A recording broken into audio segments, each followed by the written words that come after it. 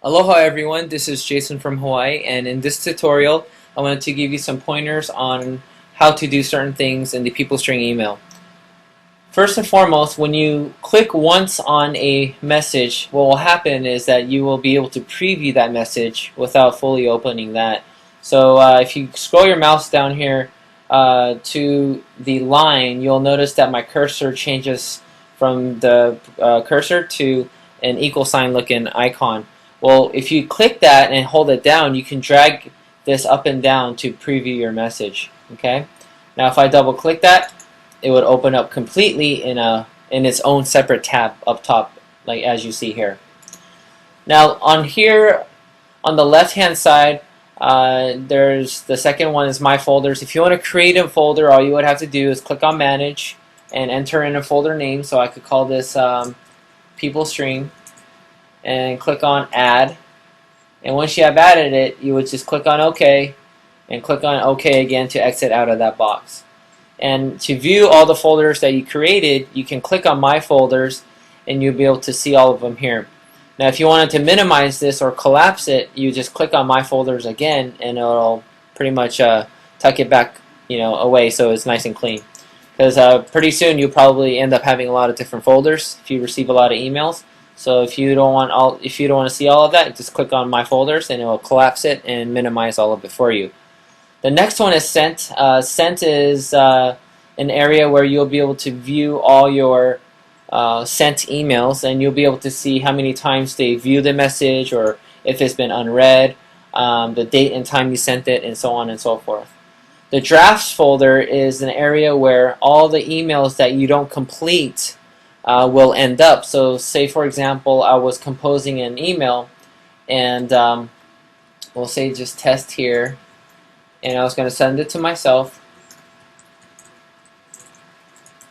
Now if I were to push save, what would happen is that if I closed out of that and if I go to my drafts, that exact email that I was working on will show up here, and I could go back on here and click it again and finish where I left off. Okay, so the drafts folder is for all unfinished emails that you can continue to finish and send off. The spam folder is where all the spam the spam emails will end up that you mark as spam. So say for example you had a lot of emails here and you selected on some of those emails and you clicked on spam. Well, what would happen is it would bring all those emails to the spam folder, and from here you can delete it, or you can delete the entire spam folder by clicking on empty to wipe it all clean. The next one is trash. Trash is a section where all your deleted messages or emails will end up. So if you were in your inbox and you clicked on different emails that you wanted to delete, if you clicked on delete, all those emails will end up in the trash bin. Now search is a really neat one. Once you get hundreds of messages or emails in your inbox, if you wanted to look for a particular email from a certain individual, let's say their name was Lenny. So let's say I wanted to dig up an email Lenny has sent me and I don't know where it is. What I can do is search for it and click on search, and what this will do is it will filter through all my hundreds of emails that I have in my inbox, and it'll show me all the emails that has the word Lenny contained in on it, so that it could be easier for me to find.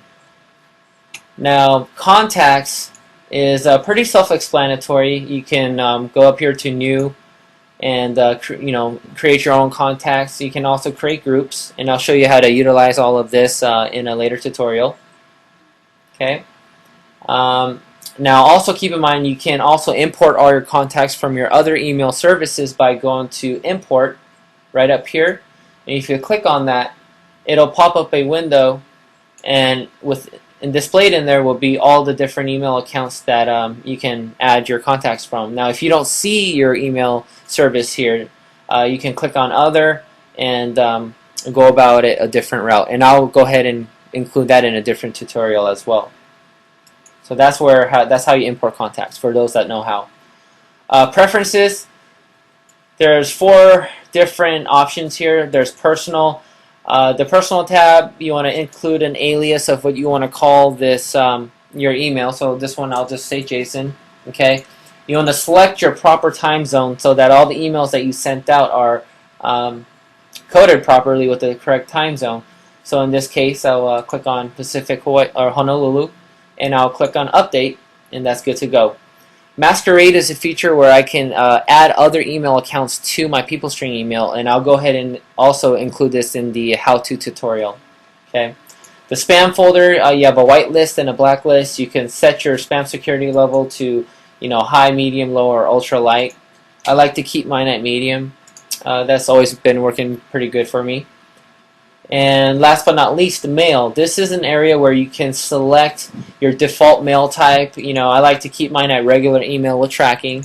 So every time I compose an email, by default, it'll be regular email with tracking. And if I ever wanted to choose it, in my compose window, I can. You could choose the way your messages are sorted by the last name, first name, subject, or from. Your font style, your font size, your font color. You can choose to display your signature, and I like to display mine.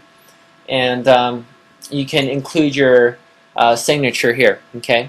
Then once you have done all of that, click on Update, and you'll be good to go. Now the next one is Expire Message. This is an area that a lot of us probably won't be using much, and I'll go ahead and include this in a video tutorial as well. Now the file center, this is a really neat area where you can upload a file. Let's say you had a business card that you always sent out with all your emails. Well, you can upload that particular business card file, for example, and keep it in your file center. So what you can do is every time you compose an email, and instead of re-uploading that file over and over again every time you send an email, you'll simply be able to locate that in your file center and send it off with your message. So it just makes it a little more convenient. Now another thing, notice up here, you guys, there's different tabs. Okay, these are tabs within the email window.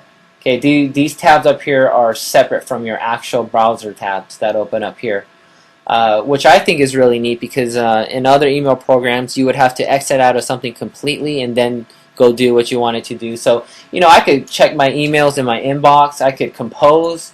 That's going to open up in a different tab. I could check my sent emails. That'll open up in a different tab. So let's say I wanted to go back to my inbox. All I got to do is simply click here and boom, I'm in my inbox. Or if I want to go back to my message that I was composing, I click on here and boom, I'm here. Instead of having to close completely out of it and then going to select the option, everything is here. You can jump around freely, and I just find that extremely convenient.